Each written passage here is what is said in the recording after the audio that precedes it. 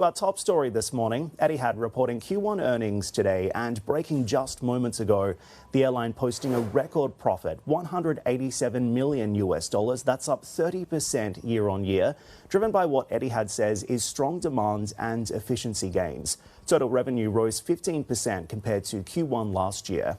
Etihad also expanding its fleet and advancing its premium offering, being the first airline in the region to offer first class on a single aisle aircraft. Very pleased to say that Antonoaldo Neves is here. He's the CEO of Etihad, joining me around the desk right here in Abu Dhabi. Antonoaldo, welcome to the studio. Welcome to the program. It's great to see you. Thank you, Dan. Thank you. We're very happy to be here with you. So let's go through the numbers first and foremost. A record result here for Q1, up 30% year on year, $187 million. What's fueling that growth? I mean, a number of things, right? I mean, of course, the environment is helping a lot, right? The region is growing. I mean, we see that. But as important as that, I mean, everything that we've been putting together in terms of improving efficiency of the airline, improving our aircraft utilization, improving our service, and a lot of efficiency a lot of focus on efficiency is paying back. So the airline is improving, expanding its margin. So we're really happy about that. Passenger revenue was also up around 15%. What's driving that as well? How much of that was volume driven versus fare increases?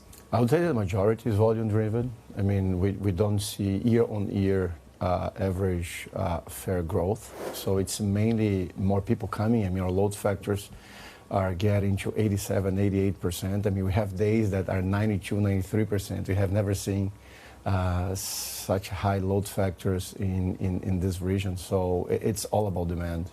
And so you're seeing strong signs of demand now. What do forward bookings look like for the summer, for example? They look good. They look good. Actually, in April, we did very well as well. I mean, of course, we're not publishing results of April now, but I mean, we did well. May, I mean, it's coming good. June, July as well. So we can see about August, and it looks good. So you'd better book.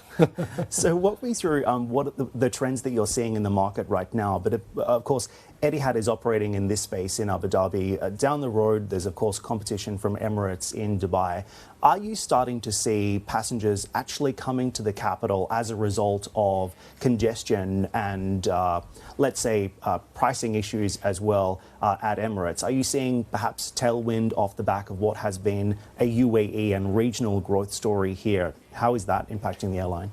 I would say there are two very important factors playing right now, right? One is Abu Dhabi, right? In spite of Dubai doing very well, I think Abu Dhabi is doing extremely well too, right? I mean, you could see Sheikh Khaled recently saying we're punching above our waist, right? And that's exactly where we are, right? I mean, Abu Dhabi, I mean, attracting investment from all over the world.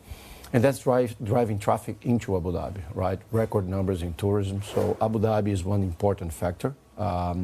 It's really delivering a lot. The second factor is that Etihad changed its business model very recently, right? About 1.5 years ago.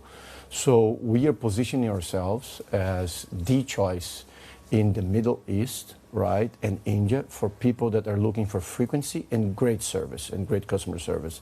So as of now, I mean, we command a frequency advantage against our competition in many of these markets in the Middle East and India, and that's really helping us driving our load factors up because we are playing in a different, I would say, field than our competition today.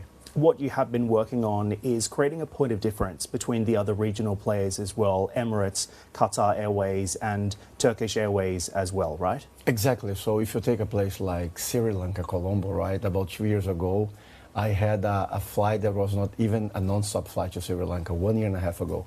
Today, I have to Colombo 4 flights a day. Today I have 4 flights a day to Delhi, 4 flights a day to Mumbai, 4 flights a day to Riyadh. And that's really, really helping us catching demand that competition cannot catch because they only have 1 or 2 flights a day to the destinations. We're going to talk about President Trump's visit to the region. I know you had the opportunity to meet him. We'll talk about the new order, but I wanted to ask about the macro environment right now as well, because US tariffs and this trade war, of course, continue to linger in the background. What impact is that having on Etihad? I mean, we will never take decisions on short-term changes, right? I mean, we now have a plan for 2030. We have a plan for 2035. There's a lot of volatility, right, in the market. You see, right, oil goes up, oil goes down. But we don't take decisions based on short-term, I mean, volatility. But are you seeing an impact on passenger demand? Not really. That's what I'm saying. I mean, we don't see any impact whatsoever. We had our best ever April, right? And we're really, really excited about the forward curves, as we discussed it earlier on. So I cannot tell you there's an impact right now. Talk to me about this, though, because IATA's Willie Walsh said the impact will be similar to the travel hit from the 9/11 aftermath. Big statement there. What is he seeing that you're not? I think that the challenge that we have is if uncertainty stays too long, right? If uncertainty stays for too long, then you may have more impact. And some regions are going to feel different than others, right? So if you see our cargo exposure, for instance, into the U.S. is very small today. Only 3% of our ASKs in cargo are exposed to the U.S. Market. So I think the impact will depend also on the network that the airlines have. And what we have today, right, we don't see any major impact. Maybe other airlines are going to have a more impact. I can't comment on that. One impact has been lower oil prices, and you mentioned this. How is that impacting margins, and do you think this lower for longer oil price is going to be a tailwind for you? I mean, it's so hard to predict what's going to happen with oil in the future, right? I mean, what we do is we manage oil in a way that we're very cautious about it. We have a hedging policy, right, to hedge oil for the short term. We are in a good position today for this year and for next year. So in reality, the market, I mean, supply and demand will adjust, right? If oil is $100 as it was in the past, if oil is $60, it was recently, right? I mean, supply and demand is going to adjust. And the most important thing for an airline like us is we need to be ready to have fleet optionality, right? What I mean about that is if I have to contract demand, supply, I contract supply if demand is contracted.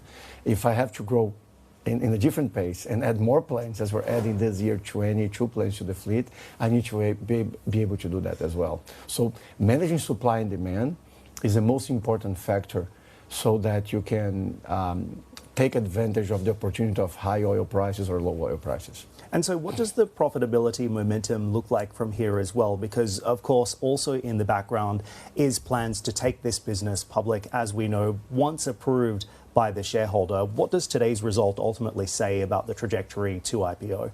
We're still, I mean, in the phase of margin expansions. I mean, if you think about it, about 2 years ago, we were bottom quartile in terms of profitability across the globe.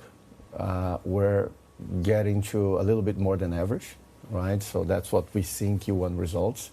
But we're still not top 25%. We're still not top quartile. And the goal is to be among the top quartile companies. And we're going to work hard to do that. I mean, it requires a lot of hard work. And I believe that over the next 3 to 5 years, margin expansion is going to keep coming. And we hope we get to the top quartile. And is that what ADQ needs to see, more margin expansion before it hits go on IPO?